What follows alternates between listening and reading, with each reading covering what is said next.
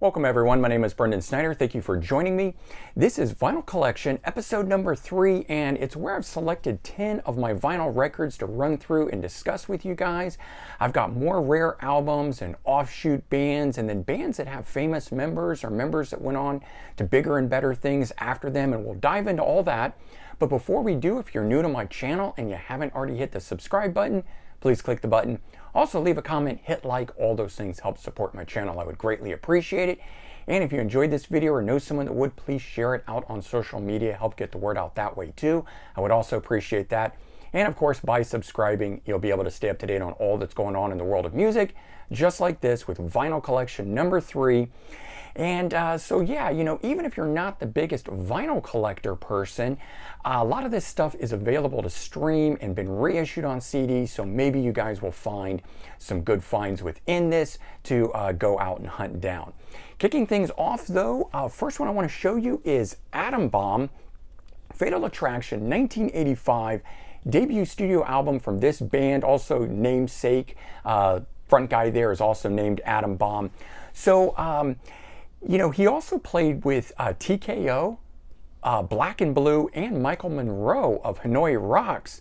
But the band, the reason why I'm interested in this is for the lineup of these guys here that are in this group. We've got Jimmy Crespo on guitars, who played with Aerosmith on the Rockin' a Hard Place album. You can see that one there behind me. Paul Feet on bass from Billy Idol's band, and Sandy Slavin on drums from Riot, who played on Fire Down Below. So a lot of really cool guys in the lineup there, making this album here really interesting and worth checking out, in my opinion. Their sound is a little grittier and dirtier than the bands that they all come from, but definitely worth checking out. Next up, we've got a group called A440, and it's spelled A equals 440. Maybe even that's how it's said, but I've always heard it as A440. 1986 self-titled debut and only album from these guys, and they were named after the musical pitch that corresponds to 440 hertz, which incidentally is the tuning standard for the musical note A. So that's where that comes from, even though that might sound a little off. I didn't know that until I looked into that kind of a thing. The reason that I've got this and that it's worthwhile there, frontman and lead vocalist Tom Laverty is on vocals, but went on to 21 Guns. You can see it there behind me, the Salute album that featured Scott Gorham of Thin Lizzy. So once I got into that band, I searched out this here. Also of note is Matt Bissonette on bass, of course brother to Greg Bissonette on drums. Both would play for David Lee Roth, supporting him. So some cool guys there. Music on this album here is similar to 80s groups like Mr. Mister and Rick Springfield. And I haven't showed you guys any sleeves or inserts because at least these first two don't have any. When I get to one here, which this next band will, I'm going to show you as I have them. Don't know if they didn't come with them or just these records are, you know, so old and or got lost over time, that sort of a thing. All right, next up, Mean Streak, Roadkill, 1988, debut and only studio album from this band, and it's an all-female thrash band.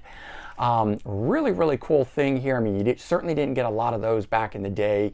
You know, certainly a precursor to things there. Interesting note, doesn't have anything necessarily to do with music here, but 3 of the members of this band went on to marry 3 of the members in Dream Theater. So don't know why we've never seen another Mean Streak lineup or guest appearances with the wives and husbands, but you know, who knows.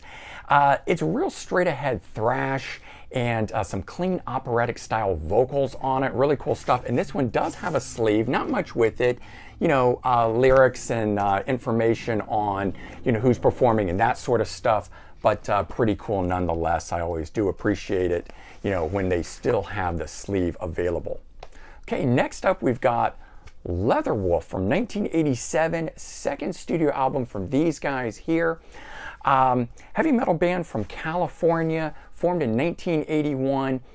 Band was sort of notable for having had 3 guitarists. That was, you know, a very early on thing before you had bands like Iron Maiden and stuff doing that. And the band was also produced by Kevin Beamish, who had produced REO Speedwagon, Jefferson Starship, Keel, MSG. So bottom line is this album here has really great production on it, some really good heavy metal on it to boot. Okay, next we've got a cool one here.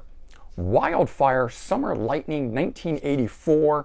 Second studio album and final for these guys here, but the band is notable for having had Paul Mario Day as the vocalist, who is the original vocalist in Iron Maiden from 1975 to 1976. Never recorded with them, but he was their original vocalist. And then also Bruce Bislin on drums, who's played with Praying Mantis and State Trooper and Andy Scott's Suite. So this guy's been around a lot too. Two really cool members in here. And the music is very much in the vein of Iron Maiden, albeit maybe a little more melodic at times. Just sort of a fun album to listen to wonder, what might have been if Paul Mario Day had fronted Iron Maiden, kind of a thing. I always love listening to albums and thinking, oh, he used to sing for them. What would that have been like? Okay, next up, Mama's Boys, Growing Up the Hard Way, 1987. Fifth studio album from these guys, hard rock band from North Ireland. And the band started off as a power trio with the McManus brothers, all three brothers. But for this one here, they added Keith Murrell on lead vocals, coming from Air Race and Lionheart. So really cool addition there. Somebody famous who was with, some other bands. Air Race, of course, featured Jason Bonham on drums, son of John Bonham, and of course would go on to have his own band, Bonham. But the sound of this album here is, and the band, very much in the vein of 80s sounding Kiss, or that kind of era. Next, we've got The Brood, 1986 self-titled debut and only release from these guys. Crossover thrash band from LA, very similar in sound to Suicidal Tendencies, where incidentally their drummer, Amory Smith, was from the Suicidal Tendencies.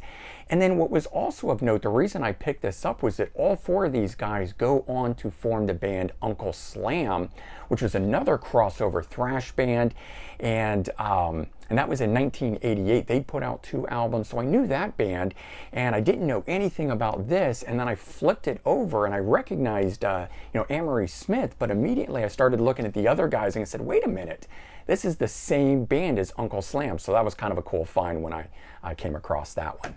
Okay, next one is interesting, and the next 3 all tie together here, incidentally.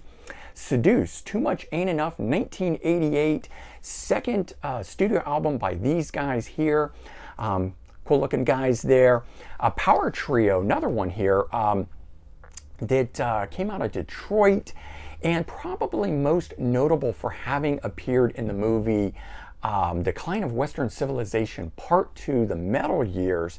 And this album here really should have put the band over the top. I feel like it's just great sounding 80s hard rock in my opinion. Incidentally, it was just reissued on purple vinyl. If you guys are interested, November 2020, it just came out, so fairly new, should still be available.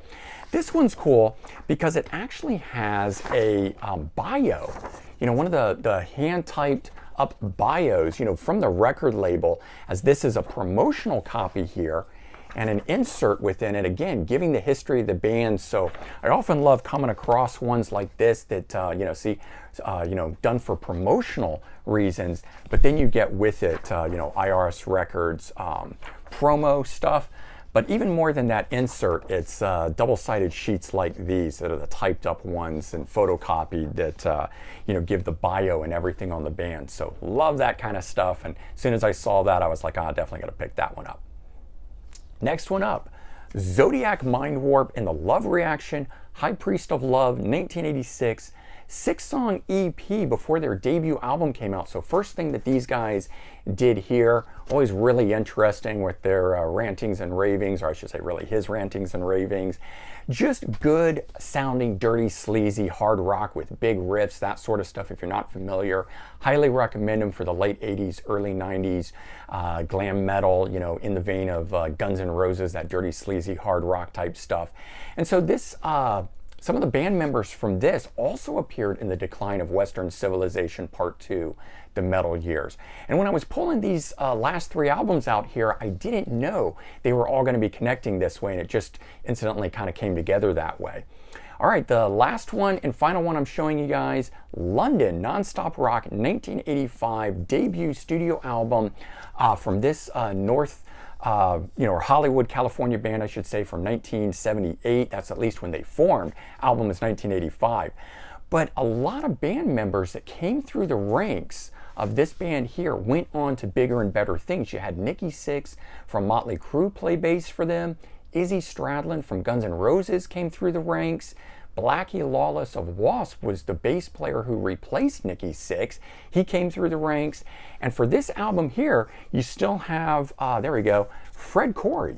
So he played on this record, of course, going on to Cinderella. So, you know, I'm a fan of Nader DePriest, the vocalist on here, this guy, who incidentally, the band itself rebranded itself for its 3rd album under the name DePriest, and you can see it if I can get my thumb right, there you go, and put that album out there in 1990. So the band put out 2 albums under London, then rebranded themselves, and I knew that album, DePriest, I didn't know that they were originally a band called London until I came across this record here, which was really cool. And then what blew my mind was then finding out that Fred Coury was a member of the band, and of course over the years learning this other stuff. So a lot of cool stuff there. There you go, 10 vinyl records from my collection featuring some more rarities, offshoot bands, and famous members from these bands and or who would go on to bigger and better things from that kind of stuff. So hope you enjoyed it, and if you did, please remember to comment, like, and subscribe. Let me know your thoughts. I hope everyone has a great day. Take care, and I'll talk to you all soon. Bye-bye, everyone.